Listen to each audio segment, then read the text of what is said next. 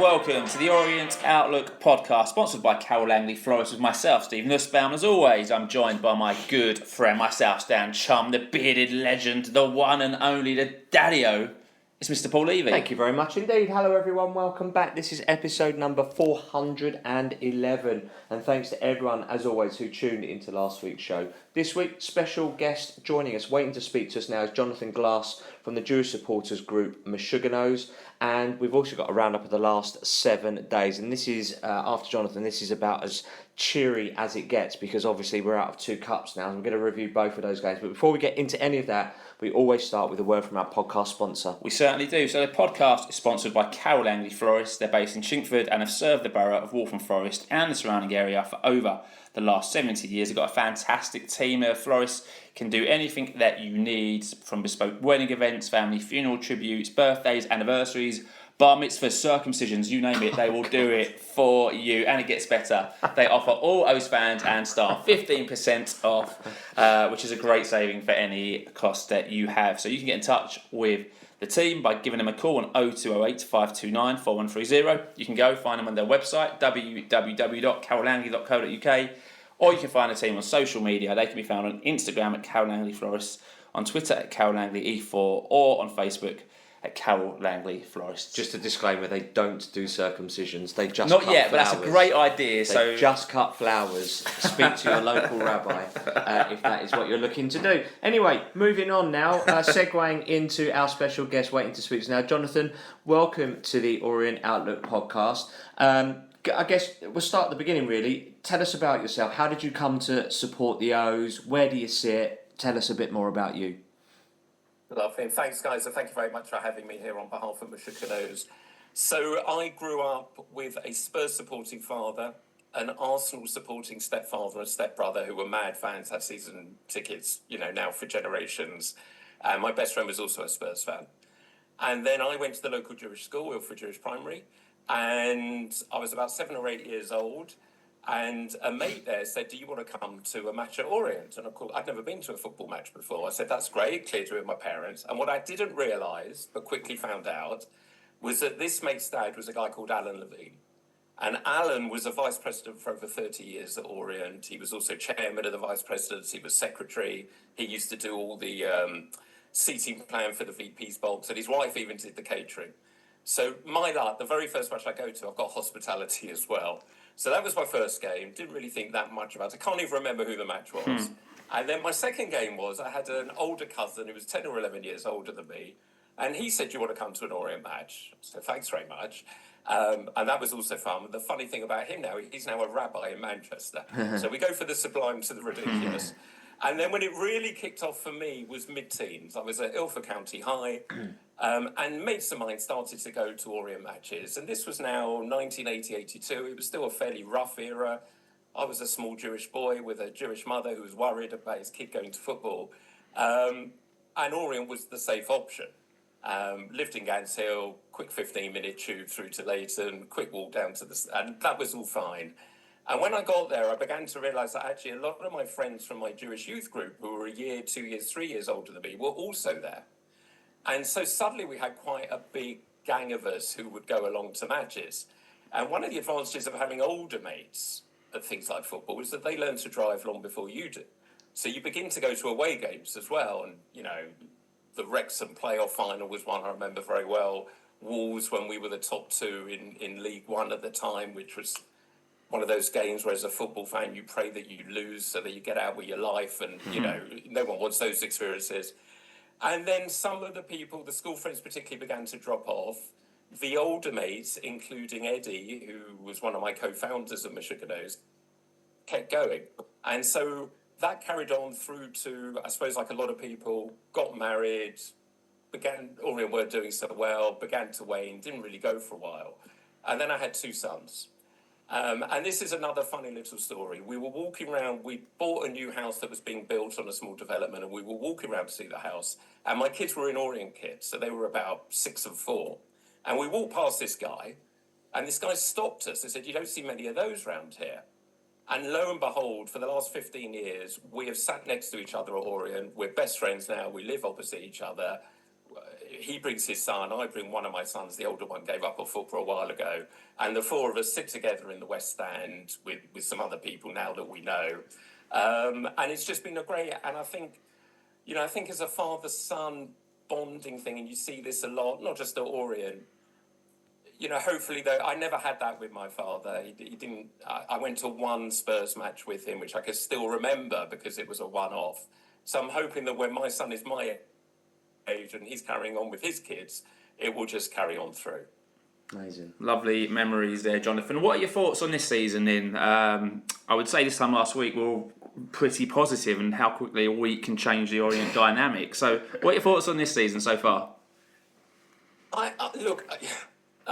think like you guys, that I try and be positive without a pun on my surname. I try and be a glass half full person rather than a glass half empty person. And I look back at the first Meshuggahs match that we held, which was December the 3rd, and we were fourth from bottom. And I look now at the one that's coming up on Tuesday, December the 9th against Luton, and we're not fourth from bottom, we're higher up the league. And so I focus on that and think, well, actually, we're in a better place than we were last year. I think the sensible anxiety that some of us feel, and I don't want to criticise the players, but I think player for player, we recognise that the squad is not as strong as it was last year. And I think that is going to make it a bit more difficult. The plus side is you don't have two or three. I remember Richie saying this, I think, a couple of weeks ago on an interview. You don't have two or three teams pulling away hugely like we did last year. And so actually, you sit there and you think, like we all do, right, what are the next few games? If we win 4 out of those 5, where does that take us? So I'm remaining cheerily optimistic. I'm not worried about relegation or anything like that, despite what happened a couple of days ago. And what I always say to you only need to finish 6th. You don't need to finish 1st or 2nd. Just get into the playoffs again, and then anything can happen. So I'm staying cheery but realistic. Obviously, you sort of touched on it before, but we've put 2 different teams out in the last few days, and we've exited 2 different cuts. What are your thoughts, firstly, on Plymouth and then on the Salford game that you watched? I think that I tend to be one of these fans who don't go to the minor games, so I wasn't there at the Plymouth match. Unless obviously we get to Wembley when suddenly I become a proper fan again. Glory hunter. So I can't really comment on how well we played or didn't play. Looking at the highlights, it seemed like we did have a few opportunities that we could have taken. I think the Salford game, it probably was as dire as I think any of us have seen in a very long time. And I think what was most disappointing was this was our first team. And it was against a team a league below us. And if you lose 2-1 or you lose because of something unlucky or whatever, you think, oh, God, okay. But we were outplayed from the first minute to the 90th minute on every part of the pitch.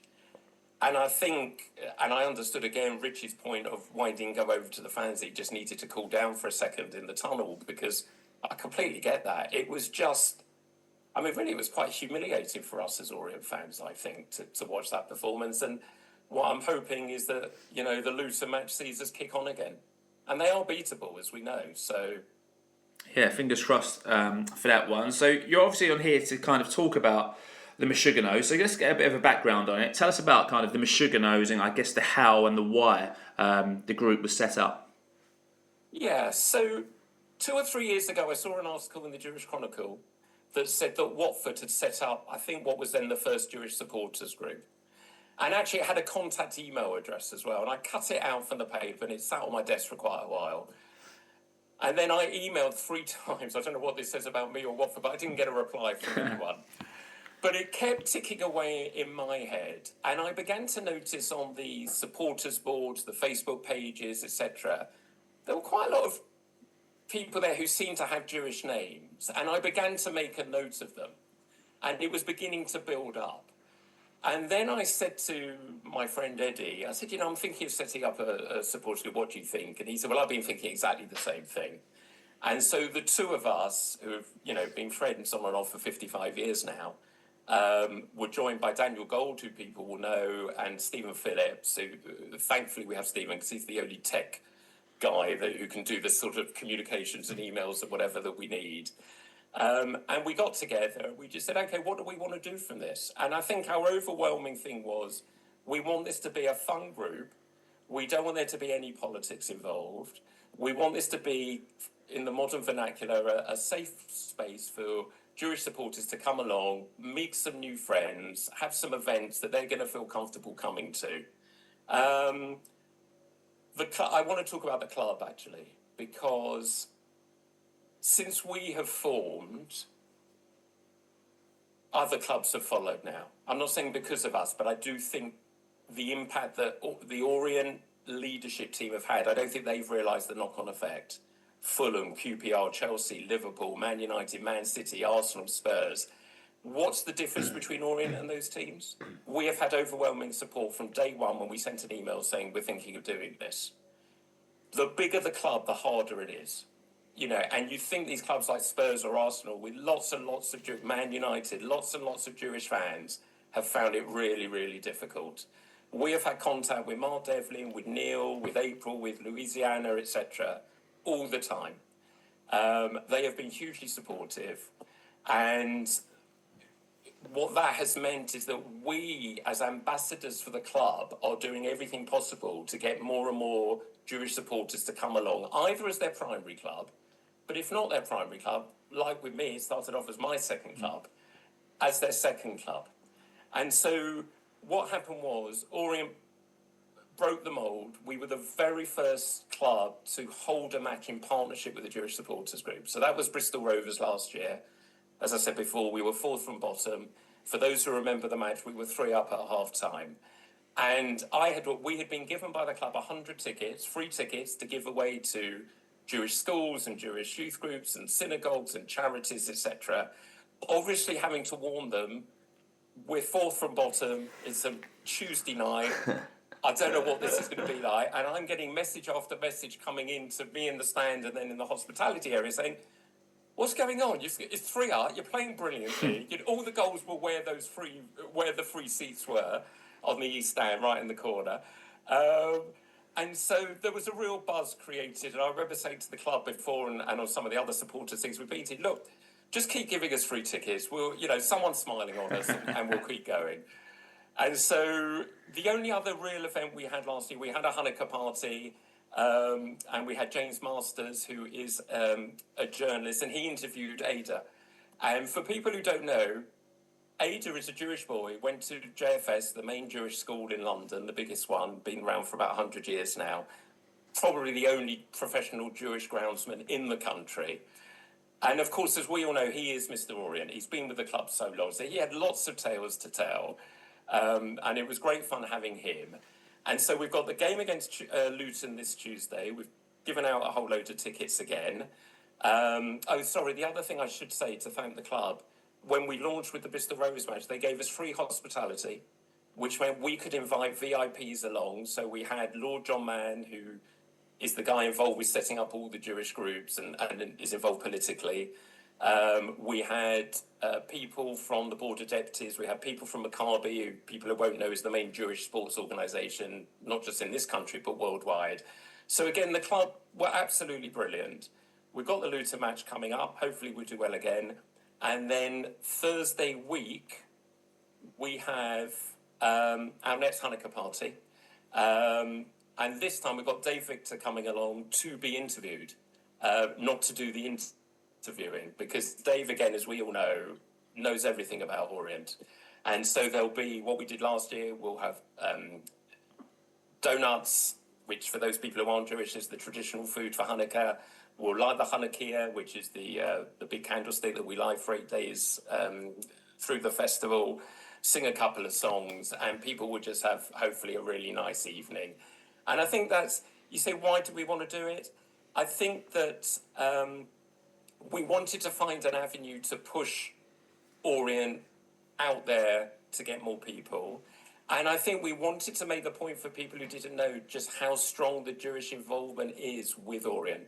We have had 10 British Jewish players playing for our club. There is no other club in the country who's had 10 players. We've had Jewish chairmen, Jewish directors, etc. And so it really does, through to the crownsman. So it really does go very deep, because obviously there was a massive Jewish community in the East End. Orient was one of their local clubs. There's a famous story that was told by one of the Jewish players that, for those who don't know, if you're religious as a Jew, on Saturday you're not allowed to carry anything. And one way round this was that Jews would sew the ticket into their suit pocket before the match, so they could walk to the match, show it at the turnstile. It would have become, some might say it's cheating, but show they weren't carrying and still come along to the match. So it's always had that connection. And we always used to joke growing up, if you went into, a lot of Jewish taxi drivers, if you went in and started talking football and they said, who do you support? And it would be Orient. They would always either say, that's my club or that's my second club. And so there's always been that connection there. And so we just wanted to celebrate that, really. Amazing. And there's a lot more planned, I'm sure. Where can people follow you? How do people get in touch? Oh, gosh, I should have cut. So there is a Meshuggahs Facebook page. If you just type in Meshuggahs, it will come up. That's Meshuganos. And for those who don't understand the name, I was struggling to think of a name. Turned to my wife and she said, well, you've got to be Meshuggah to go and support Orient. For those who don't know, Meshuggah means you're a bit crazy, a bit of a nutcase. And then I thought, well, Meshuggah, we could stretch that to Meshuggahs, and that's worked really well. We're on Twitter as well, at Meshuggahs. It's all quite simple. We do have a mailing list. So through the Facebook page, you can then get a form, fill it in, and you'll hear about all the events and everything that we do. So that was Jonathan Glass from the Meshuggahs Jewish Supporters Group. Jonathan, thanks for coming on, mate. Really good to have you on. It's been a little bit long overdue, to be fair. Thanks very much indeed. And we now move on with an update from the Supporters Club. We certainly do. So the Supporters Club are running coaches to Barnsley on Saturday, the 13th of December. This one kicks off at 3 p.m. Coaches depart the Supporters Club at 8:30 in the morning. This one's going to cost you £42 for adults, £39 for concessions, and kids will cost you £21. And please remember that price do not include your match day ticket. If you want to book for this one, you can go in the Supporters Club pre or post Luton, or you can call Malcolm on the travel line on 07507 539 579. Additionally, on Tuesday, the 16th of December, the Supporters Club are having their Christmas Beer Festival, which features ales from all over the country. Doors for this one open at 4 p.m.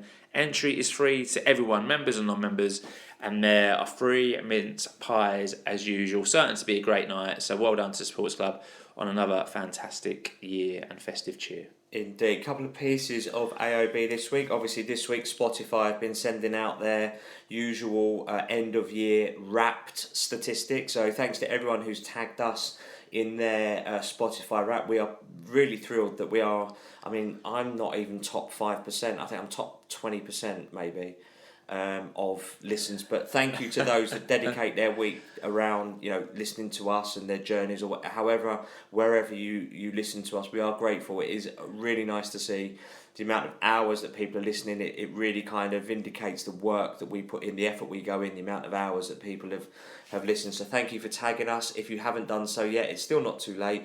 We're on Instagram at Orient Outlook. At Orient_Outlook_podcast. We're on Twitter or X, whatever you want to call it. We're Orient Outlook on there.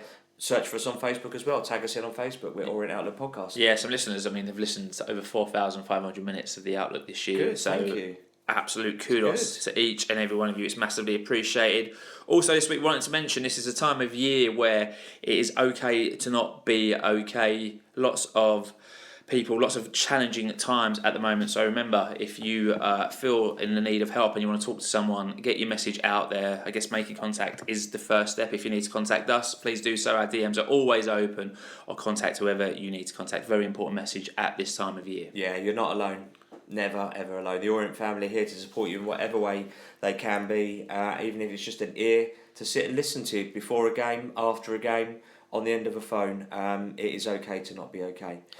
Want to say thanks very much to Paul R. Gregory and Dave M1812 for their kind support on the Buy Me a Coffee app. If you're not aware of this, you probably are by now, but in case you're not, it is a platform that enables you to support content creators like us and you can pay as little or as much as you like. I think minimum is £5. You can be a regular supporter, or you can just do one-offs as and when. Again, like Steve said, it is difficult times. We appreciate not everyone is able to, but thanks to those that have and will do.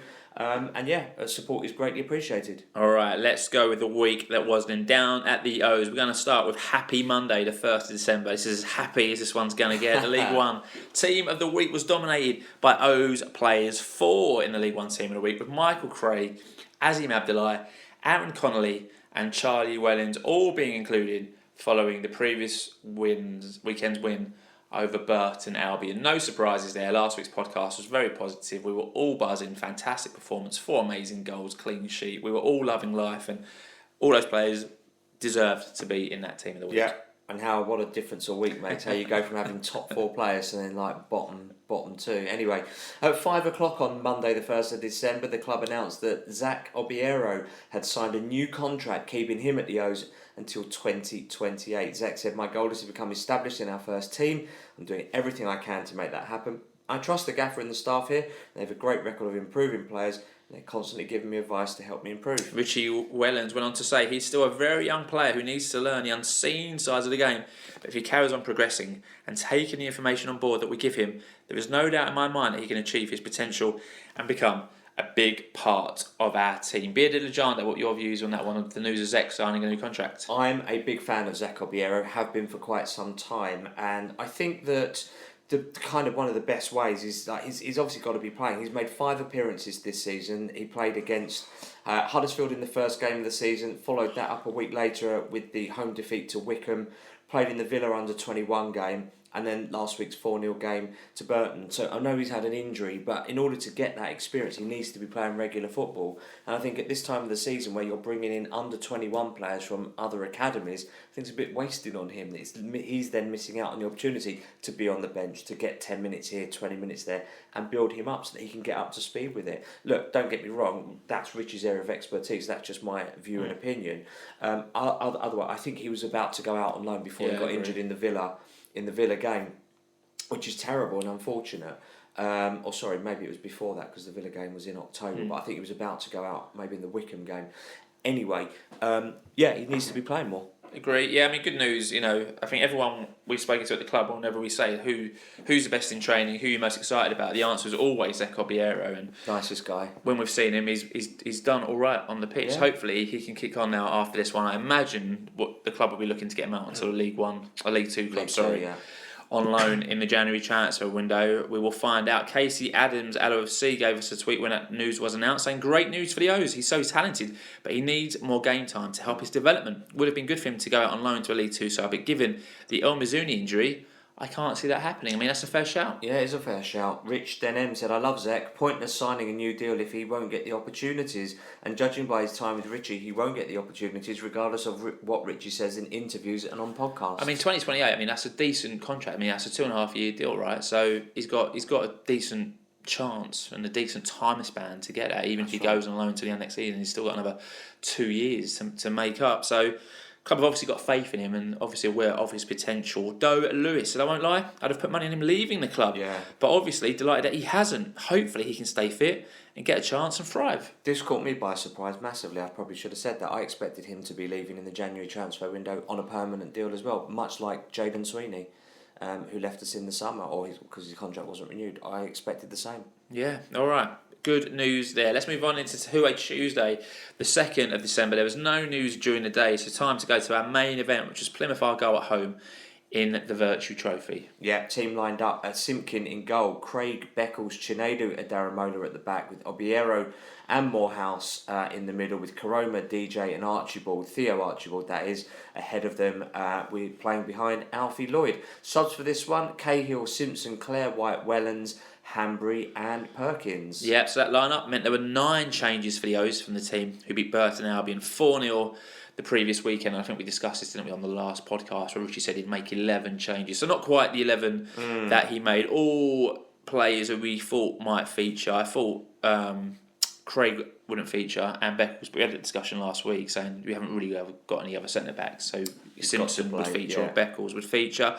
But for me, that's a decent 11. Great to see Theo start, and we've all followed that journey massively. Absolutely. Lovely to see him in that lineup. Not sure there's many game changers really on the bench to change it if you're struggling, but a big opportunity for some of these players who have been on the outskirts of the squad and the team. So Adam and Roller getting a chance back in there, Morehouse, who we haven't seen in a good couple of weeks due to injury, Karoma, who we've mentioned plenty of times on this pod, DJ, and Lloyd, who's made little appearances here and there. Like, he's getting back to full fitness now after obviously not featuring for the first few months of the season, still waiting for his first goal. So big opportunities. And you look at the bench, you go, big chance for White and Perkins as well, who haven't been making the actual squad on the league match day. So some big opportunities. So you're thinking hopefully these players will take the ball by the horns and kick on and play the hearts out and give Rishi a tough decision for Friday. Famous last words, those are. Famous last words. I couldn't agree with you more. You're absolutely spot on. There's an opportunity here for some of these players to say, play me on Friday in the FA Cup. Absolutely. And not one of them took it in, as we're going to cover it in just a moment.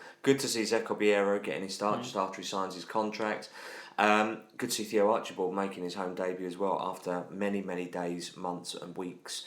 And nearly a couple of years actually. So yeah, absolutely. And let's see what Big Phil's about.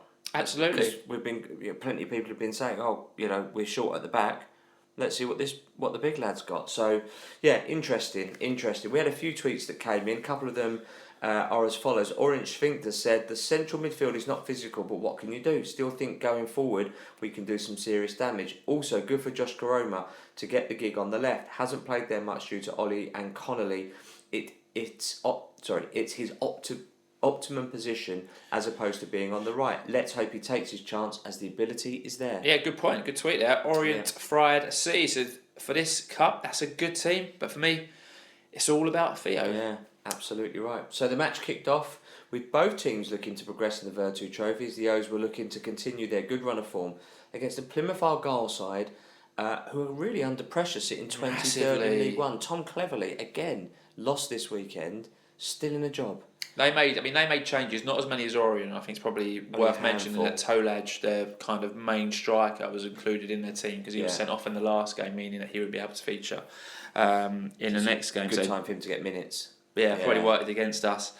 That one. All right, we're going to go to the 16th minute in, and Theo Archibald put the ball into the box, which was cleared only as far as Jack Morehouse, who sent an effort wide of the post. 7 minutes later, DJ had a looping effort from the edge of the box that went over the bar. All right, on the half-hour mark, Edwards went on a run down our left. He sent in a cross, which took a slight deflection. Orsini got in ahead of Tommy Simpkin, who was coming out for the ball, but Orsini's knock-on went just wide. 32 minutes now on the clock, and we went close as Theo Archibald's corner went into the box. DJ's poke got a deflection, with Ashby Hammond making a great save to keep the ball out. The rebound was prodded just wide. I thought it was a really good save, actually. DJ's effort ain't going on target until it takes a deflection, but would have taken that. However, it would have gone in. But a big save there.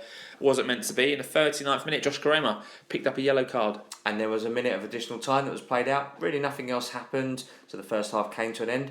Goalless. All right, half-time, double substitution for the O's. As off came Michael Craig and Omar Beckles. Obviously, they started the previous game on the Saturday. And then on came Jack Simpson and Charlie Wellens. So clearly planned. Substitutions there. Zeko Biero got his new contract and picked up his first booking in the 53rd minute. In the 64th minute, another double substitution for the O's. As on came Joe Wyatt in place of Theo Archibald, which I'd probably say was probably planned, giving Theo just over an hour. And on came Sonny Perkins for Alfie Lloyd. And we're going to skip to the 70th minute, another sub, as Sean Clare came on for Zeko Biero. 71 minutes now. We went close. Jack Morehouse turned and drove forward. His low shot from range was parried by Ashby Hammond into the path of Joe White. The keeper recovered to make the stop and deny the follow-up.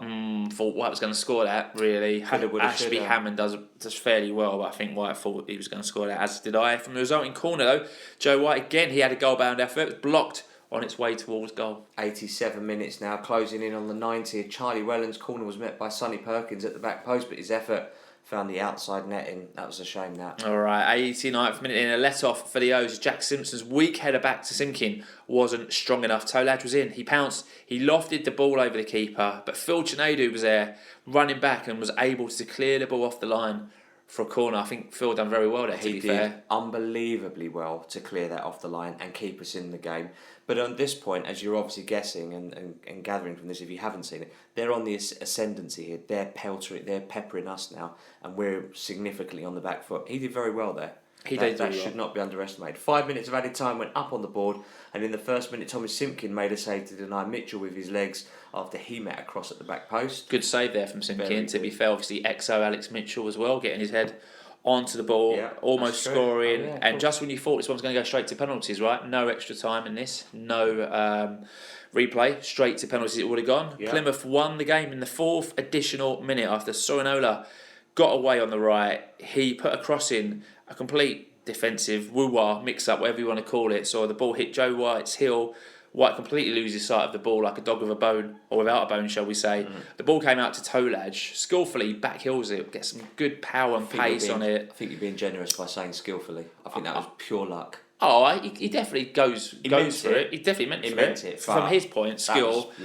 The ball, too powerful, beats the outstretched hand of Tommy Simkin, goes into the net. 1-0 to Plymouth. Terrible. Terrible goal. That is a really poor goal to concede. And right at the death as well. Yeah. Just what you didn't want. You'd have rather it had gone to pens. Not coming back from that, are you? You're not. Not in the 84th minute when there's... I mean, all right, 94th, and there'd have been an extra minute or two for the celebrating and whatnot. But how we didn't recover well enough. I mean, Joe White is coming back to recover. It hits his heels. He kind of loses sight of where the ball ends up going. But yet their man's got enough composure to backheel it.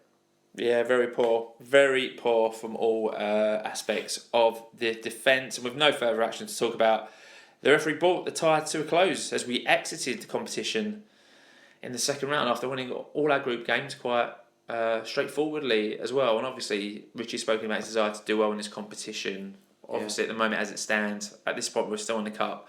League was still looking all right, but you obviously want to be in as many competitions as you can be in. So Richie Whelan spoke to Dave Victor after the game. We're not going to play it because obviously now it's 5 days old. Richie was very critical of the squad players. Mentioned Zek Obiero, mentioned Phil Chinadu as well.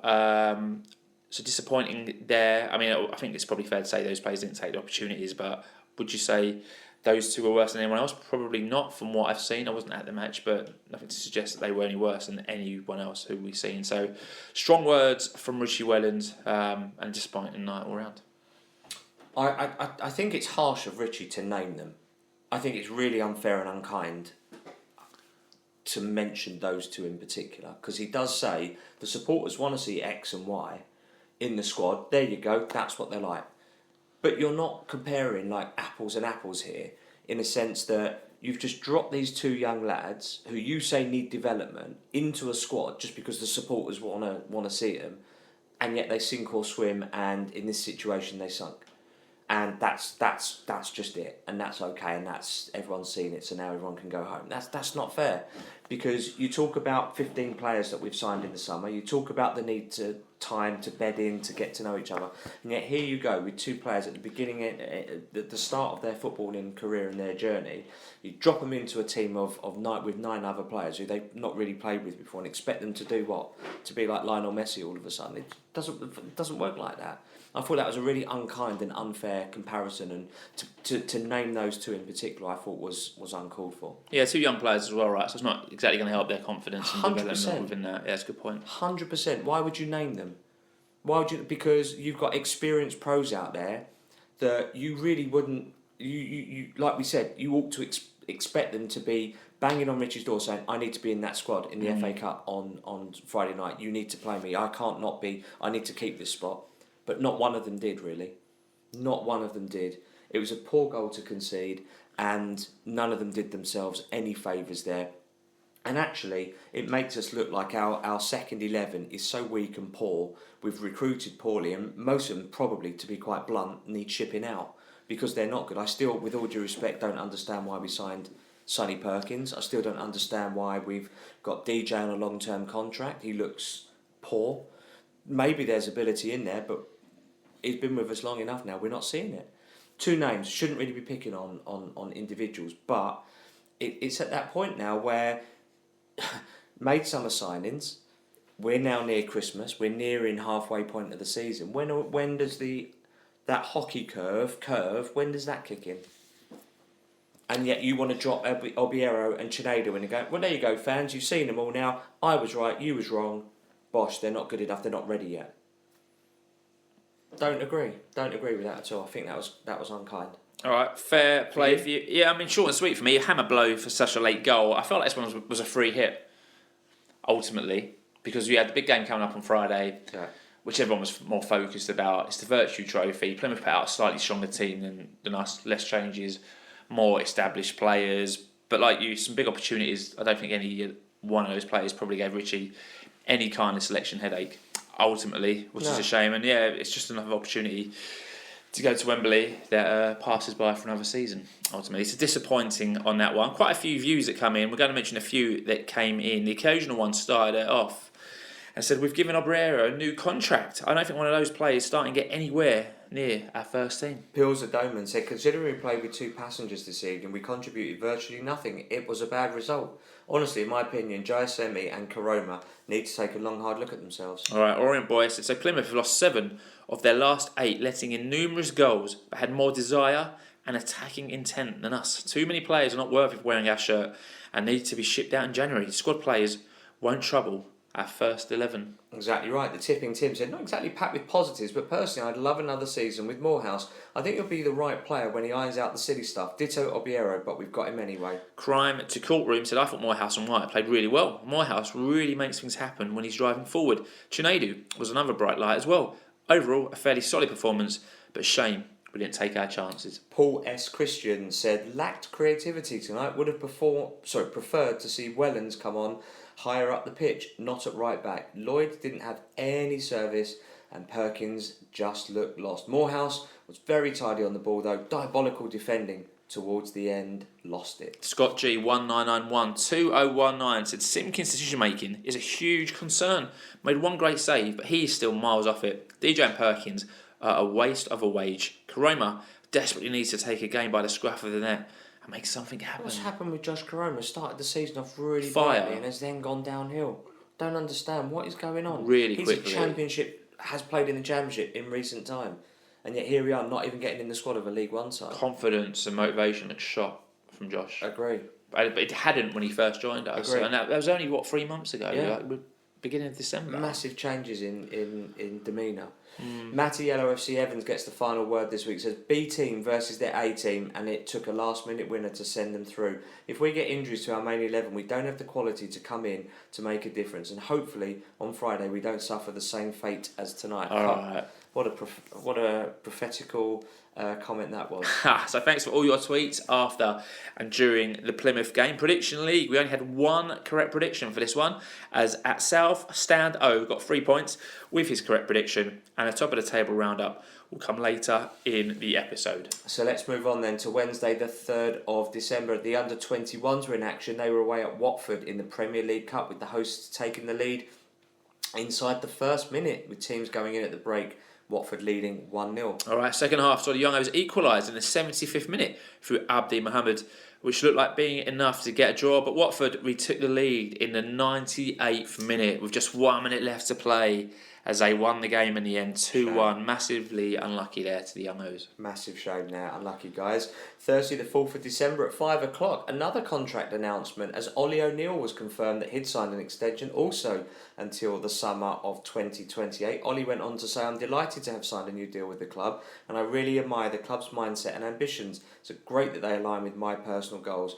Last season's campaign was just a taste of what this club can achieve, and I believe we can really push towards the top end of the division again this season. I have ambitions to play at the highest level I can, and I've signed this contract because I believe I can achieve that here. All right, Interesting. Martin Ling went on to say, it's great for Ollie to commit his future to us, and its significance can't be downplayed. He's a very important asset in Richie's squad, and tying him down to a new contract has been a priority for us. This is another important step in us building a talented, settled squad that can help to drive our long-term future success. Ollie wants to compete at the highest level he can, and we believe he certainly has the ability to play above League One. We and he feel that he can achieve those personal goals.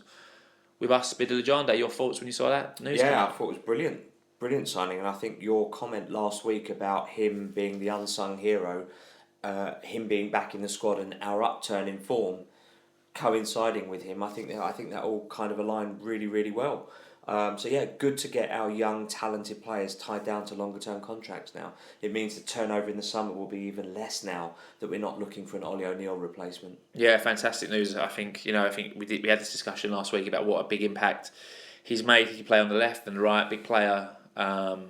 Last season for us, very young, got a bright future. I think probably the one we were mostly concerned about going into the summer with his contract expiring. So surprised we've got him for another 2.5 years. To be brutally honest, I thought he might kind of say, "Oh, let's see where we are in January and see what I can get out of it." So we're really happy that one's been signed, sealed, and delivered. So hopefully, little turnover of player leaving us in the summer who are expiring contracts. So we'll see. Although saying that, it's still quite a few expiring. So be interested to see players. And again, it's not one for now, but I think Sean Clare's contract comes up and this summer. I think there'll be a few more who come up. Sean just leaps to mind. I think Tom James is up in the summer as well. But obviously Ollie, much younger than those players, exciting. Everyone's been so impressed with him. I think last season we said numerous times, I did championship ready. For me, a fully fit Ollie O'Neill for me is a championship ready player. So really delighted that he's staying with us. A few tweets came in for this one. Chef JK94 said, fantastic news. Always been a big fan of Ollie. Can't wait to see what the future holds for him and us. Painting Orient said, it's amazing. Already one of the best players in League One, and only a couple of years ago we would have lost such talent. 100%. A year ago, I mean, we saw several, players leave who might not have left. Had we been present day. All right, moving on into Friday, the 5th of December. A day we probably all want to forget as fast as we can, but we're going to cover this in its glory. First of all, it was a lovely morning. Happy birthday to Charlie Wellens. Yeah, and Aaron Connolly was nominated for the PFA's League One Player of the Month for November, so we wish him well. I can't remember when the results are.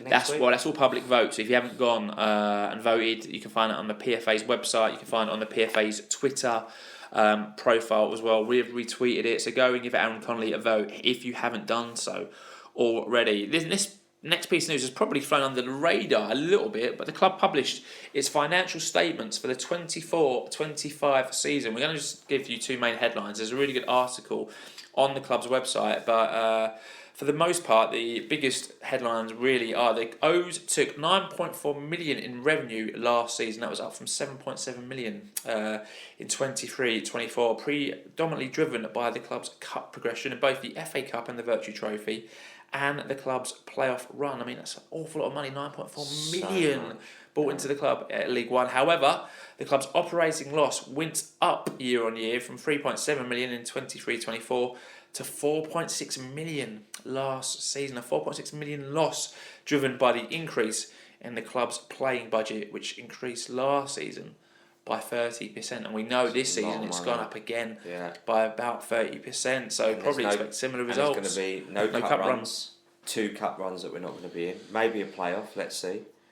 Don't want to get ahead of ourselves by any stretch of imagination, but and the wages have gone up again. Yeah, very interested. Well worth reading that article. It's really well written on the club's website. But yeah, those are the main headlines. There's obviously a lot more news within that, but those are the easiest ones to digest.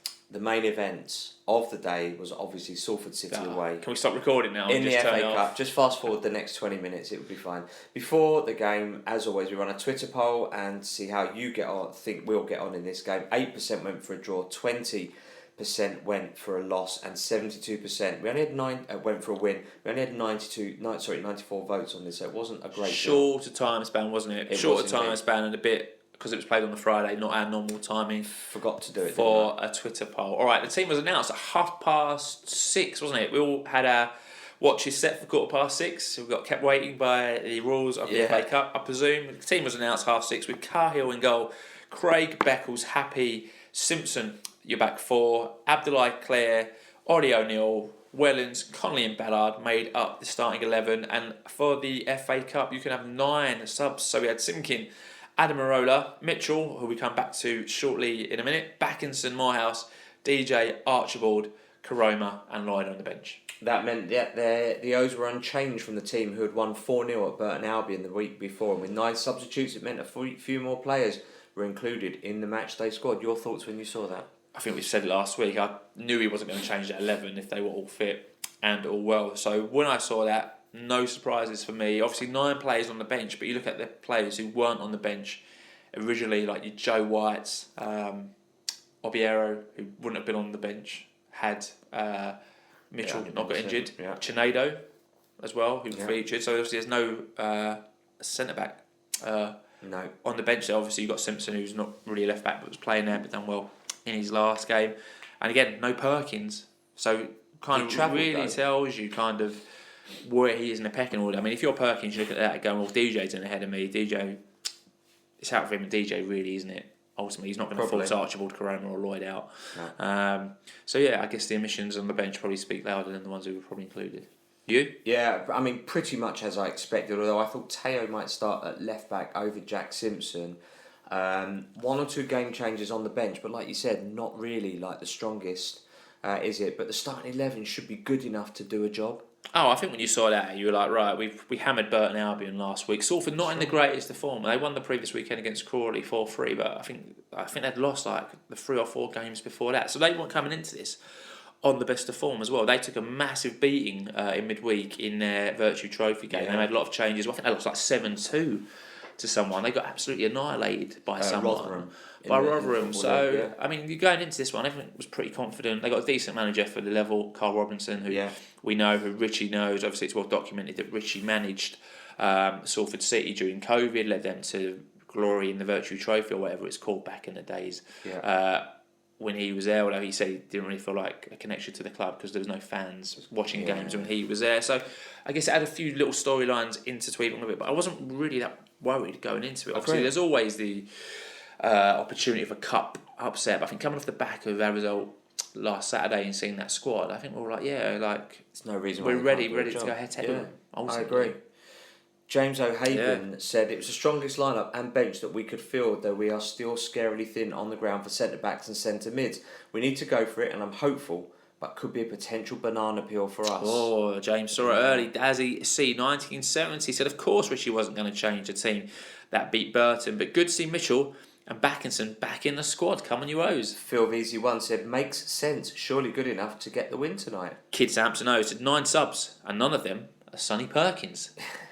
There was a late change on the subs bench for Leyton Orient as Zach Obiero came on to replace Dimitri Mitchell, who felt his hamstring tighten up in the warm-up. It's a real shame about Dimitri Mitchell, isn't it? I mean, he's at an age now where he's one of the more experienced heads, right? Had done a full season or played most of the season at Exeter. They wanted to keep him. We got him, good pedigree, obviously played for United, bit of a personality. I think when he was at the training ground, to be fair, he was one of the only players who was like, what's going on? Very personable, good personality. Spot on. Hasn't really kicked on the pitch. You might see him for one game and go, actually, he's got something about him, it's pretty decent. Yeah. And you don't see him for the next 3 or 4 weeks. He goes on the bench, might come on for 10 minutes and he's out again. Yeah, so really frustrating for Dimitri Mitchell. And to feel his hamstring, considering he's not really played, like how is that not being managed better? Considering that's not the first time he's not played mostly because of injury. Well, I remember Richie said at Tamworth, Dimitri Mitchell can't play on this pitch. Yeah, like we didn't even name him in the squad because he can't play. Yeah. So we'll come back to the pitch a bit later. I think it's fair to say when we cover Richie's full-time interview. Right, so the match kicked off on a horrible night. It was rainy, it was horrible, it was dark, it was wet in front of the TV cameras as the O's were looking to progress to the 3rd round of the FA Cup against old foes Salford City, who were also eliminated in last year's competition by Man City. So remember, they got a big draw. They went to the Etihad last season in round 3 and got battered like 7-0. Yeah. And I think there was a good bit when I was watching the build-up to the game on TNT where they went to Carl Robinson, like, what would your advice be, like, if you get Man City again? And he's like, don't win your 2nd round tie, because obviously you just go and get battered at the 3rd round. So they had a great story last season, so they know kind of what it can bring to the club. Yeah, absolutely right. When there wasn't really much to talk about for the first 20 minutes, but it's fair to say the hosts had made a brighter start, and in the 21st minute, the first effort on goal came as from Salford as Killian Cahill tipped a powerful strike from Garber over the bar. Yeah, he done well there, to be fair, Cahill. It was a real venomous strike from Garber. Garber looked quite good, actually. But decent there. But 2 minutes later, Salford took the lead as Kadeem Harris just about kept the pass from Grant in on the left-hand side. He drove forward into the area. He cut inside Michael Craig, and his cross-come shot from a narrow angle took a slight deflection off Craig, went through the legs of the wrong-footed Killian Cahill, into the back of the net, and the hosts were 1-0 up. Were you using that one? Didn't do enough to stop the cross shot, really. But then it's just taken an unfortunate... Like, Cahill's just lost sight of it. And it's gone between his legs. That's a horrible goal to give away. I don't know about pointing fingers. Yeah, Killian... Yeah, probably should have done, but shouldn't be getting done like that there. Yeah, he'll be disappointed with that. I think when I first saw it, I was like, oh, you had a nightmare keeper. But when you see it on the slow-mo replay, that deflection really does kind of change the way the ball is going, and Cahill can't adjust his body quick enough. So even though I think he probably should do better, it's not as obvious, and I think it'd be harsh to be that critical of him, really, for that goal. Although he'll be really disappointed on that one. It looks worse for me than what it is. I think that one, and I think Cahill, to his credit, has been pretty decent since he's been in. Yeah, it's true. He He's really not let has. many poor goals in because of him. I would agree on that one.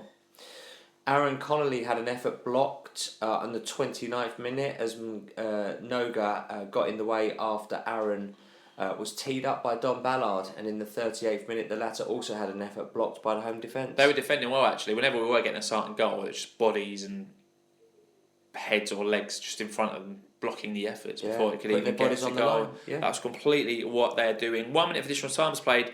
Nothing to report as the O's Winton a goal down at the break. Love to know what Richie was saying to them in the dressing room at half time. 1-0 was the scoreline. 1,796 in attendance with 398 from E10. Tony Will 490-69676 said, we are slow, so slow and lethargic. It's embarrassing. Does Rich's team talk start off with a cup of Horlicks and a bedtime story? That was awful. I mean, it's pretty much hard to argue with that. From the very early passages of play, Salford were just more on it. They looked more quick to respond. They had more heart and the desire. And that was literally from kick-off. So can't really disagree with anything that Tony has said there. Orient meat pie.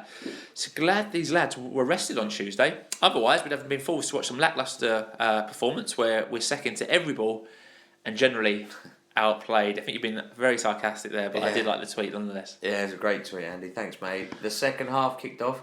No subs for the O's. So you're hoping, right? They come out, they're invigorated. Richie's going, just get in their faces. Come on, we're better than them. Just go and outplay them.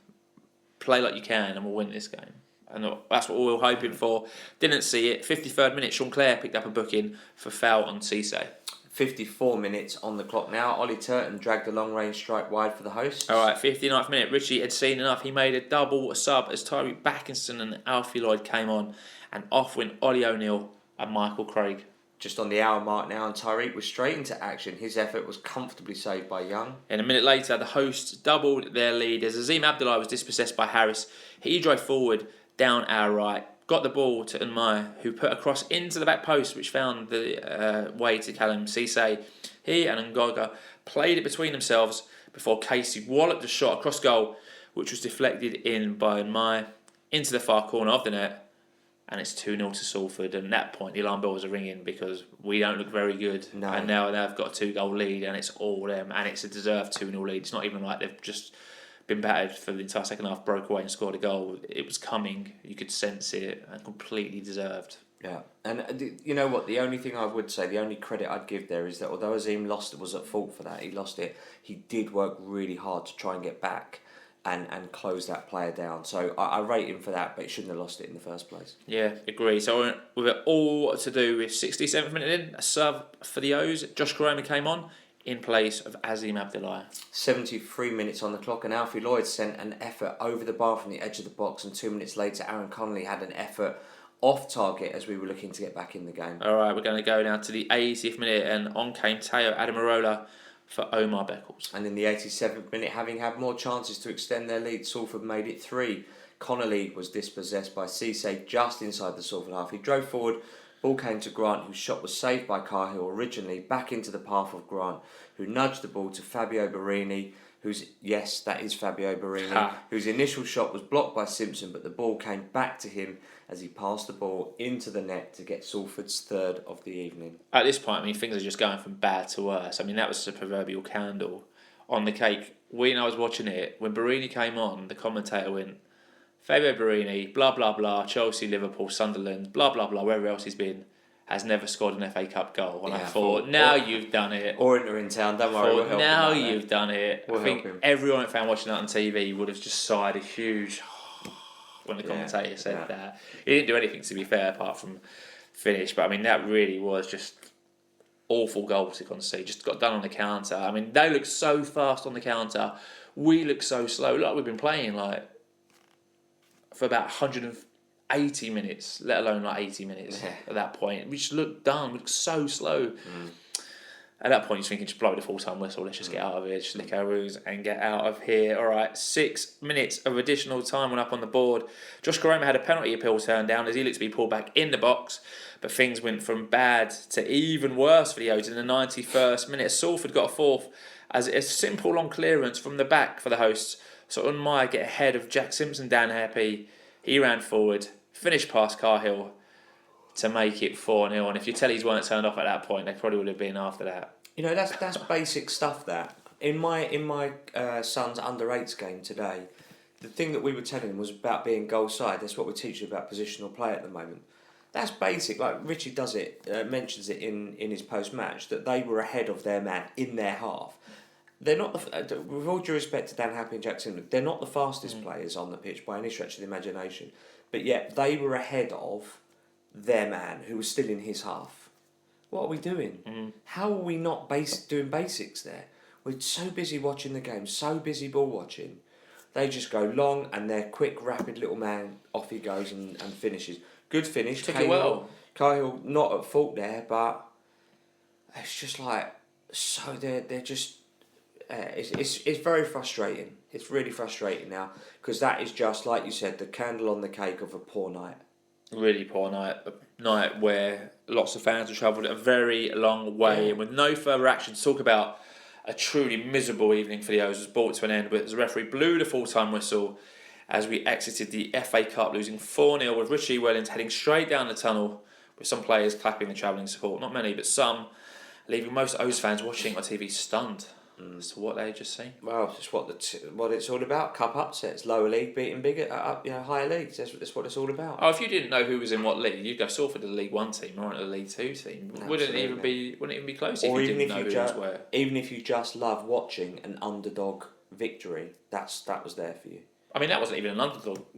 That was Salford were the underdogs, right? Yeah, but they didn't pull it out. It wasn't like a dramatic underdog victory. They didn't pull it from the jaws of defeat. They wanted every ball. 4-0 win. Oh, comprehensive hammering. Battered. Yeah. Battered by Salford City. So Richie's interview, it's on YouTube. I'm sure you've all seen it or seen his interview on TNT as well, which is a shorter interview, but one again where he talks about how angry he was. He apologises to the fans for not going to clap because he was too angry, which is fair. Okay. Is fair enough. I think the main things that we've taken from that is he says some players, and didn't name the players who, said this, but said some players when they were doing a warm-up, when they come in, were complaining about the pitch, which for me, that just sounds like a massive, huge excuse, right? And also, if that's happening when they're coming in, surely as a manager, right, you get Paul Terry, you get Alan McCormack, you sit these players down and go, lads, what are you talking about? You're professional footballers. The pitch is the same for you as it is for them. You're League One footballers. Grow up. Get in their face. You knew what they were going to do, right? You know it's a cold, horrible night. You know it's Manchester. You know it's horrible, wet, windy, raining. You know they're going to fight for every ball. You know Carl Robinson's going to go, let them know you're in a cup tie in the first 5 minutes. Give them a knock. Give them a shove. Get in hard. You know what to expect, right? You knew what was coming. You knew what you were going to be facing. And for those players... living out our dreams, right? Yeah. What would we give to be playing for Orient in the Orient shot? Have the ability to do that, no matter whether it's sun, snow, wind, rain, or whatever. And those players are going and go, actually, I fancy this one, Gaffer. Pitch isn't very good, is it? Grow up. Then sit on the subs bench. Grow up. Or go and sit. But also as a manager, right? Richie Wellens has got to get that team focused and go, lads, stop it, calm down. You're here to win a game of football. Like that is all discipline. For me, and unfortunately, right, those players, whatever player was saying it, those players aren't going to lose their jobs as part of this trajectory. The responsibility will always fall on the manager. So there's a massive amount for me of growing up to do within that team. It's not the first time Richie said, well, we told the players A and the players have done B and they've let me down, or the players have now moaned about the pitch pre-match. No worse than the Tamworth pitch was worse than that. We just about beat Tamworth. So that doesn't really cut it for me. If you're a professional footballer, you should be able to play on whatever pitch. Mm-hmm. Same for them. As I think Richie. Yeah, they're playing on the same pitch. I see that well, but that was a really horrible interview. Like, it wasn't a good one. It's just full of negative. I mean, it's never going to be a positive interview, but just full of negatives. But maybe learning a bit too much about this squad. If that squad don't fancy it, then what hope have you got? Yeah, exactly right. And I rate Richie for being like, there's no way you can sugarcoat that. There's nothing to sugarcoat. Not one player can take a shred of positivity out of their performances. Killer's probably his worst performance in that sense. That one or two of the goals, like, he's made some good saves, but there was a couple of where you argue, like the first one. I think either the second or third one where possibly could have done a bit better if you've been a bit critical. But there isn't really anyone there that you could say, yeah, you did well there, or you did well there, or yeah, you got shots off and you're just a bit unlucky. It's just unacceptable. The basics, the bare minimums, the hunger that, like, plays into what you were just saying. The hunger, the desire, the determination, the will. It's the FA Cup.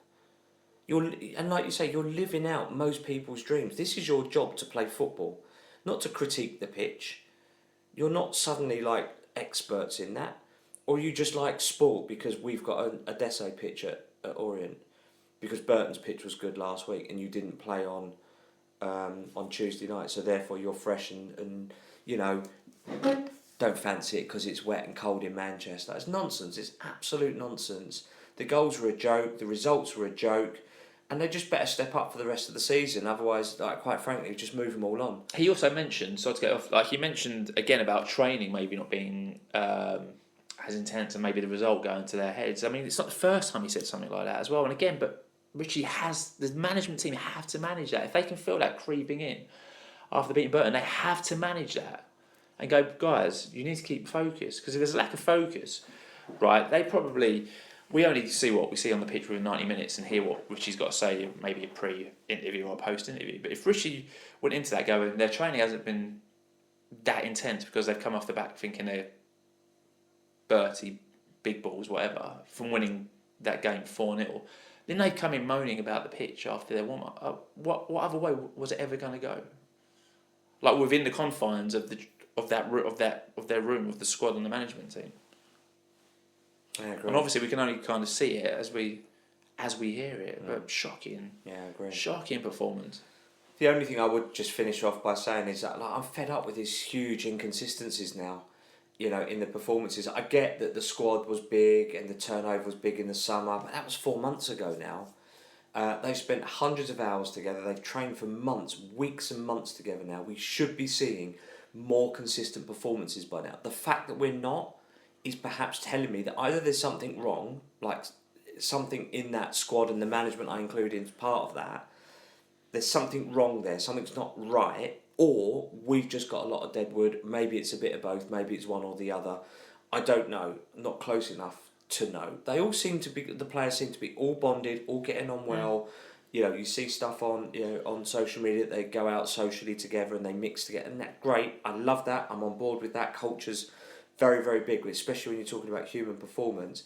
But the fact that we're not seeing players that are being given an opportunity, taking their opportunities and giving a selection headache is shocking for me. And not all of these players are just summer recruits either. Something's got to change, and it needs to change sooner rather than later, because you can't just go to David Gander and say, all these players, 7 or 8 of these players that we've signed in August, sorry, not quite right, can we please have some more money so we can go out and replace them? We can't move them on. And if you sign some of those just players, don't give them all that money. It's just not going to happen that way. no, and plus if you sign them in the summer and they're on 2-3 year deals, and you're saying, can you leave the club? They're going to go, no. I'll sit my contract out, thanks. Absolutely. Or 2, 3, 4 grand a week, whatever they're on. And the rest, yeah, absolutely. I mean, for me, really disappointing. I think we've covered most of it. What I will say is, you know, as I get older, right, when you're a teenager, right, you kind of go, Orient's time will come. We're now sitting here like 45 years old. The kind of chances of ever seeing Orient progress in the FA Cup get smaller and smaller as time goes on. This is going to get quite deep, so I apologise for this, right? But when you see young blokes in their early 20s, mid-20s, just not giving an F, ultimately, about wearing the shirt, because on the basis of Friday, they didn't really care. Connolly tried his best. Obviously, he's got no... At the moment, from Friday, I mean, every time Connolly got the ball, he was looking to shoot, and he was shooting all the time. apart from Connolly, maybe Ballard to a certain extent, who absolutely got no service. You just got the feeling none of them really cared, and that's the worst feeling as a football fan. You can take losing, and we've said it plenty of times, and Richard will say the same. You can take losing if they come off blood, sweat, tears, whatever, but they just look like they didn't want to be there. They looked slow. They were puffing, and you're like, guys, what have you been doing for the last 6 days? Because you didn't play on Tuesday, or 9 of you didn't play on Tuesday. What have you been doing? We know they went up on the Thursday, so they had a nice night in Manchester to kind of check into the hotel, get relaxed, be prepared like the next morning and go up to the ground, and then they were served with that. But again, I think there's a few tweets that allude to it. This is FA Cup, right? This is like the greatest cup competition in the world. This is where if you get into the third round, you can face Man City, and we saw that last season and how great that day was, even how great beating Derby County was last season when we beat them on penalties. Yeah. And you're like, right. as the years go on, right, as fans, these opportunities become smaller and smaller to see like another big team come to Brisbane Road, or for you to go to a Premier League club. And for those players to put in that performance was like shocking, like utterly shocking.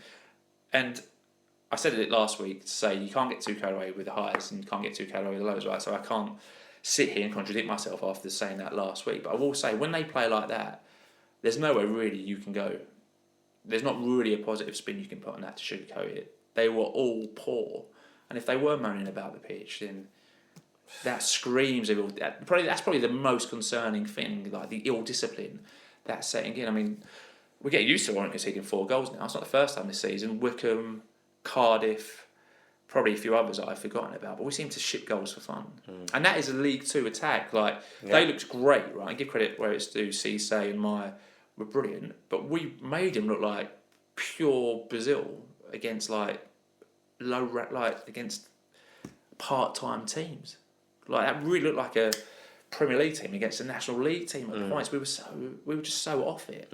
So really disappointing. He's got a big job now to get them back on track. I mean, the next 3 league games are what? Luton, Barnsley, and Bradford. 3 tough games, and this is kind of our season now relies on this game. We said last week, could this be the catalyst? Was Burton going to be the catalyst that gets the team that G up? I know you see him shoot up. Was it our Oldham of last season? Could Salford be the catalyst that actually sees the season implode after that? Right, there's a big job to do confidence-wise, because that wasn't a changed squad. Let's be honest, that was Orient's first 11 going to a team below them in the league and getting absolutely annihilated. Wasn't even close. It wasn't like Salford had fluked that. Salford absolutely battered us. So last week we were saying, could this be the one that implodes the season where we go on this amazing run? Now for me, the concerning point is actually, is this the game where it shatters all confidence? We go into a game against Luton, who by the way lost their game against a League Two team as well. Yeah. So that's a big game for Luton as well on Tuesday, although they drew 2-2 and went out on penalties, which is a completely different kettle of fish. We'd still be annoyed if we went out on penalties, but you'd be able to go, actually, those penalties like it's luck, right? But it was nothing like that. So big 2 weeks now coming up from Orient. Really huge 2 weeks. If we win the next 3, we'll be in and around the playoffs if we win the next 3, which will be insane. Lose the next 3, and then again we're looking over our shoulders and we're starting to go on a downward we're run. exactly mid-table. Several points, roughly the same amount of points to go up as we are to go down. But yeah, I mean, had we been there and travelled down, I feel so sorry for the fans who made the journey for that. Yeah. But awful performance, probably the worst that probably seen under Richie's tenure in his 3.5 years. Really, sadly, but there you I go. agree. Magic_Johns tweeted this and said, actually one of the worst performances seen from an Orient side in recent memory, and have seen many. Every player was struggling to pass a ball 5 yards, losing every 50-50 and looked knackered even with a week off. Always going to be a hard game, but blimey. Yeah, off is Memphis, and often I'm embarrassed by my team, but this week has simply been shocking to say the least. El Hangle said, totally useless. I'd let our players make their own way back from Manchester. Connolly was the only one that can come out with any credit, and Simpson can't even take a throw properly. I mean, there were points where we get throw-ins, literally, the throw was going nowhere. We come back to like an Orient player, and they'll just kick it half play, and you're like, what is going on? And like, literally simple, like I said in the previous week, a 5-yard pass that was just going straight out of play, and you're like, mate, this is like professional football. The guy is literally to your left, just pass it to him. And the other team weren't having those difficulties, so really frustrating evening. Dirk Turk, so been going to Orient over 35 years, and this is up there with the worst, most pathetic performances I've ever seen. You should make them walk home, even those at winter night, and free coaches should be compensated for that. I cannot believe what I've just witnessed. I would say, I know Matt very well. That's probably the cleanest version of what he had to say that I've read or heard him say. FPL Gallagher said, personally, I don't blame Richie at all for tonight's embarrassment. To a person, our entire team just didn't try. The tactics are totally irrelevant when the players put in so little effort. Garrick07 said, embarrassing, and still the defence is a problem. Simpson was the best of the lot. Happy clocked out from the first minute, and his effort to get back for the fourth was disgraceful. We need a clear out in defence. No doubt about it. Lovely_Orient said, one team tried to play short pass football and walk the ball into the net while playing on a cabbage field. The other played the conditions and just had more desire and ultimately took their chances. Rubbish performance all over the pitch. Just didn't create any chances today. It was awful. Ed Jones, 1976, just disgraceful. Could tell from the first 5 minutes. Wellens needs to have a serious look at himself and the teams he's putting out. This inconsistency is just ridiculous. Let's see who he blames tonight. Stephen Orient said, it's an embarrassing performance all round. Our defensive record is so poor this season. Although this was poor throughout the whole team, why did Richie leave Beckles on for so long? I think that's a bit unfair on Beckles. I thought Beckles was absolutely no worse than the other defenders. I think, if anything, Beckles goes off and it's 2-0 on 80 minutes. So 50% of the goals came when Beckles was off the pitch. David Sears for East, disgusting. Not one player turned up. Salford should have scored 6 or 7. I mean, they should have. They hit the post. We didn't put that into the match plan. Their guy missed a sitter at 2-0, which he really should have scored. We didn't bother putting it in the match plan. So it could have been 6 or 7, absolutely. This team is far from good enough, and we got exactly what we deserved. Easy win for Salford.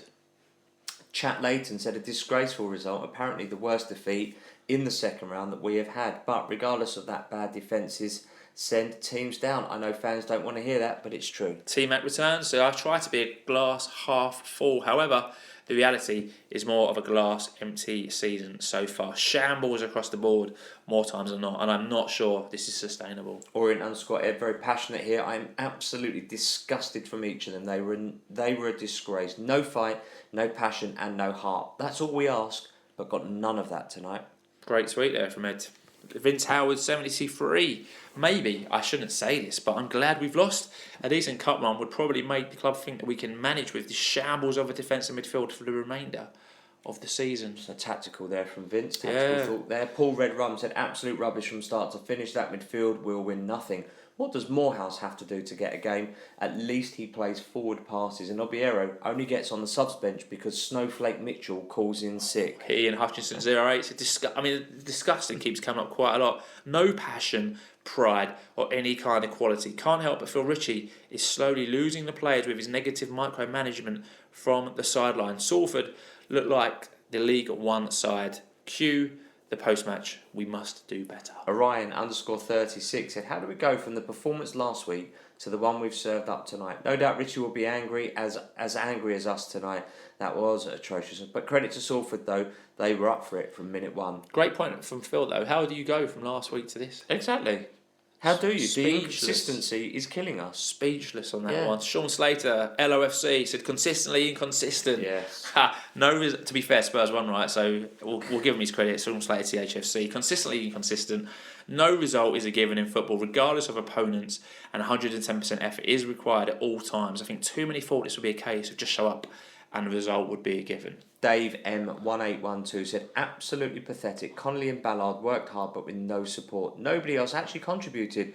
I won't call anybody out because they were all culpable. It was embarrassing, but it is the cup. If this performance is replicated on Tuesday, our league season will be in trouble. Yeah, good point. Daniel_D44 said, I'm fuming. I had to take the afternoon off work for that and have to work the weekend to make up for it. One of the worst O's performances I've ever seen in 40 plus years. Totally gutless.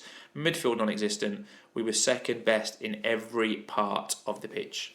Toby of Loxley said, Richie blaming Cahill for the first goal doesn't really sit right with me. A cross deflected from point blank range in between his legs that ricochets off both his feet and ends up in the wrong direction is not a mistake. It's pure bad luck. All right, fair point. Comment, yeah, yes. David Carroll1, who was there. David, thank you for your voice note as well. So on Twitter, you can actually voice note, right? So if you get your tweet in and you want to put more context behind it, you can give us a DM and leave a voice note as well. So that's much appreciated. So David was there. He said, as we turned out of Oliver Road on the supporters coach, another supporter done your score prediction league and said 4-0. And I should have got off the coach at that point. I arrived at Salford to see a toothless, disgusting and disgraceful performance. 14 hours wasted to find out players when complaining about the pitch. So we're not going to play his voice note because it's a bit long, and he does make a good point though, saying like, put it in perspective, the coach leaves at 12:30, I think he said. Yeah. You got to get to Leighton, get on the coach. You don't get back to 2 a.m. to see 90 minutes. I know you can never call what's going to happen in football, but see that lack of effort. Just be livid, wouldn't you? 100%. Absolutely livid. Yeah. That you've invested all that time. I think, who was it? What tweet was it? Daniel, books the afternoon. Like, people taking time out of their lives, right, to support their club, as they will do, as they will always do. We'll never have a problem with that. And you see the absolute turd that is served up on Friday, which is the cleanest way of putting it, right? You can see why people were so mad. There's no doubt, Richie's probably listening to this going, it's a complete overreaction, what are they talking about? But people have got to understand that people spend their hard-earned money for this. It's not just a 90 minutes or a 2-year contract for a player. This is people's lives and their love and their passion. And all you want to see is that replicated on the pitch. When you don't see that, people get wound up and annoyed. So there's no doubt people are probably going, this is a massive overreaction, you don't need to react like this. But it's people like speaking or tweeting from the heart. Real supporters. Yeah, that went. Yeah. That went. Although the coach was free, the ticket to get in weren't free, the food weren't free. Exactly. The time it took you to take off work weren't free because you're sacrificing something. Charlie_Paul said, absolutely disgusted with that. I like to think I'm usually quite measured, but it's obvious a clear out is needed. Too many overrated players in our squad, and I don't think I've ever felt as disconnected to a team than I am this season. Some players have got a lot to answer for. Gord Howard said, if you can't be asked to get to the third round of the FA Cup, then maybe you're in the wrong job. Utter disgrace. Boatsy said, what a joke of a performance, blaming the pitch and stupid goals to give away. We are now out of both cups with only league to focus on. If we can somehow achieve a mid-table finish, I would take that now. We need to bring in 2 new centre-backs as well. All right, penultimate tweet. A new Twitter handle for me is Diabetes Dill, who said, is it time to stop overhyping players and the team after a big win? Like Rishi said in his interview, our players get overly cocky and then complacent, which then leads to inconsistency. Maybe we can overhype when they string 4 wins or good results together in a row. Never get too high with the highs or too low with the lows. Easier said than done, though, after a performance like that. Final word goes to Gary Talbot 7 though. One of our all-time worst FA Cup displays. Never matched them anywhere on the pitch. Deservedly tonked, and Connolly single-handedly tried to keep us in it. No heart, no spirit or technique from the rest. Nightmare. Alright, so a lot of tweets, a lot of very emotive tweets there. You can let us know what you agree with or what you disagree with, if any we've read out have connected or disconnected with you. You can give us a tweet at Orient Outlook. We are also on Instagram at Orient_Outlook_podcast. We're also on Blue Sky. We're also on Facebook, or you can drop us an email. We can be found orientoutlook1881@gmail.com, and we can also be found at orientoutlook@outlook.com. Absolutely. Prediction League, obviously nobody correctly predicted that, which means the top of the Prediction League still sits untouched with Ronan LOFC leading the way just by 1 point. Now he's on 10 points. But Casey Adams LOFC, C Vlatas, Len M4, Patrick G 321 and the Authentic Gas are all just behind on 9 points, and Natal O's fan is in 8 points. So thanks to everybody for sending your predictions in. Alright, Saturday the 6th of December then, the Young O's were in action. They played Northampton Town at home at Buckhurst Hill, and the Young O's came from behind to get a 2-1 win thanks to a goal in each half from Claudio Nzang and Aaron Sterling. So well done you Young O's. Absolutely well played, and kudos to you. Sunday the 7th of December, today as we record this, happy heavenly birthday to Roland Lyons. Much missed and forever remembered. Yeah, lovely stuff there. Right, we had a women's update from LOFCwomen.com, who gave us a DM to say the Orient ladies returned to league action with an away match at newly promoted Sporting Duet, a team based at Chiswick in West London, and as predicted by pretty much everyone, the West Londoners had no answers to the attacking prowess of the East London side, despite missing 5 of our top stars, including both top goal scorers. The afternoon started with the O's being 3 points behind leaders Tooting Beck, but having 3 games in hand. Beck had an awkward away game at High Flying Croydon Athletic, but this was called off late in the day, so today's result puts us back in the top on goal difference, but with 2 games in hand. Alright, it was so one-sided and so many goals and attempts were going in, it was difficult to keep count of everything. The final whistle went just as a 25-yard from Hayley West at the net.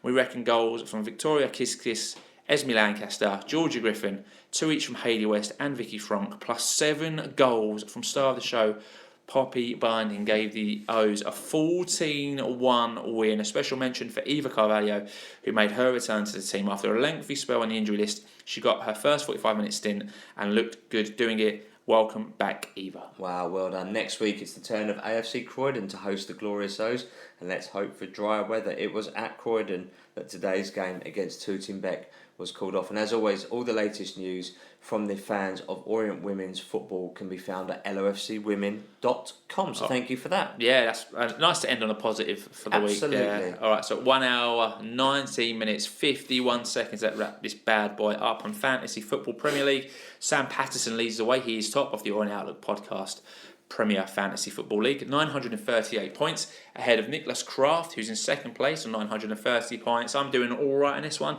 115th place out of 397 players. Well played to you. So the EFL Fantasy Football League is also being run by us. T Cornwall is leading that. They are on 1,449 points, ahead of A Blower, who's in second place. Falling behind now, is on 1,249 points. Steve is doing really well. You're in 9th place, and I'm having a shambolic time in 33rd place out of 64 players. All right, I think that's closer than what it looks. I think I've put a typo in there. I think there's only 20 points dividing the top two, not 200 points. So it's 1429. I think so, yeah. All right, let's do it. Positives then. All right, so there are 3 positives of the week. There's 3 negatives as well. Positives of the week. First up is Zek Obiero's contract extension. So Zek is here to 2028. Ollie O'Neill is also here to 2028, his contract extension. So 2 contract extensions, which is great to see. And the last positive this week is the ladies back on track after their defeat in the FA Cup game 2 weeks ago. And we'll add to that the youth team as well after their loss to Watford, getting back in the action and beating Northampton Town as well. So it's not all doom and gloom at our Outlook podcast towers. Absolutely not. But that leads me to do the negatives this week. We are obviously out of the FA Cup. We are obviously out of the Virtu Trophy. And from the men's side, 2 terrible performances. All right, so time for our hero of the week. I mean, I think we need to give a shout out to Poppy Binding. 7 goals in a game, which is absolutely outrageous. But we've got 398 heroes this week. So our heroes of the week are the fans who went to Salford. Well played. Kudos to you. Kudos to you. All right, next week's fixtures. Yeah, let's do it. Big week coming up for the O's. Tuesday night, the 9th of December, we host Luton Town in the Josh Keeley derby. It's also the Meshuggahs game as well this season. Luton Town probably underperformed, I think it's fair to say, this season. They're still 7th in League One though. They did lose 4-2 on penalties at the weekend away to Fleetwood Town in the FA Cup. It's going to be a very busy night at Brisbane Road. Hopefully we'll be celebrating 3 points when the full-time whistle goes. It would be lovely, and it was pretty much what is very much needed. They've won their last 3, they've drawn 2 and lost 1 of their last 6. So it's going to be a tough one. I think they're pretty inconsistent as well, I think. So it's going to make for an interesting game. Considering they've got probably one of, if not the biggest budget in the league, they should be a lot more consistent than that. And then on Saturday the 13th of December, we're off up north to Yorkshire as we face Barnsley. They're currently 10th in League One, and they won away at Peterborough United in the FA Cup this weekend. Barnsley have won 2, drawn 3 and lost 1 of their last 6. They also got Davis Keeler Dunn, who's a very good player at this level, and a very good player. So we'll see. I mean, we went the last season, we beat them 4-0. That was a game where Kelman scored that lob and Perkins came on and scored off about 30 seconds. Yeah. Near the end, that's where Donnelly scored his first goal as well for the O's, if I remember rightly. So we had a great result there this last season. Let's hope we can repeat that this season. So if you go into either game, have a safe journey, wrap up warm, and don't forget to give us a tweet at any point during your matchday experience. Absolutely. Sponsorship reminder as we wrap this up now. Don't forget to get in touch with John and the experienced team that they've got there of fantastic florists. You can call Carol Langley Florist in Chingford on 0208 529 4130. You can contact them on socials as well. They're Carol Langley E4 or Essex Biz on Twitter. They're Carol Langley Florist on Instagram and Facebook. All right, so that is it. Thanks for joining us for episode 411. And fair to say, bad week on the pitch for the men's senior side as we bowed out of 2 cup competitions with below par performances from the entire squad, with the players needing to take a long, hard look at themselves, as football is a very unforgiving place as we now host two of the league's strongest sides in Luton and then Barnsley, which are away. Both tough tests for the squad, who need to give 110% and fight for that shirt that they wear. So we'll be back next week with a hopefully more cheerful podcast as we review both of those games in the next episode of the Orient Outlook podcast. So if you're listening on iTunes, please subscribe, give the podcast a 5-star rating, or if you're listening on Spotify, don't forget to rate the show. You can even leave a comment now on each episode. You probably know this all by now, but please, if you get the chance, don't forget to follow us, add us to your favourites on your chosen podcast provider, and that way you'll get all the episodes as soon as they're available. We're also on smart speakers, the Fan Hub app, and we're also on YouTube now as well. So listening to us could not be any easier. If you've got an older relative, a loved one, someone who's got a passing interest in the O's, and you think they'd like to hear what's going on down at Brisbane Road, grab their phone for them, help them, download it for them, and pass the pod. Alright, so a massive thank you to Jonathan Glass from Meshuggah. That was a great interview, really enjoyed that, and obviously it's their game on Tuesday, so their game of the season against Luton Town, and they've got their Hanukkah event at the Supporters Club on Thursday the 18th of December with Dave Victor. That should be a great night nonetheless. So a massive thank you to Jonathan. So we'll be back with episode 412. Bloody hell, Bearded Legend, next week. That penultimate episode for 2025 as well next week, with all the information and views that you could ever need. We look forward to hearing from you, and as always, keep calm, stay safe, wrap up warm, have a great week, and listen to the Orient Outlook podcast. Up the O's. 'Cause I gotta have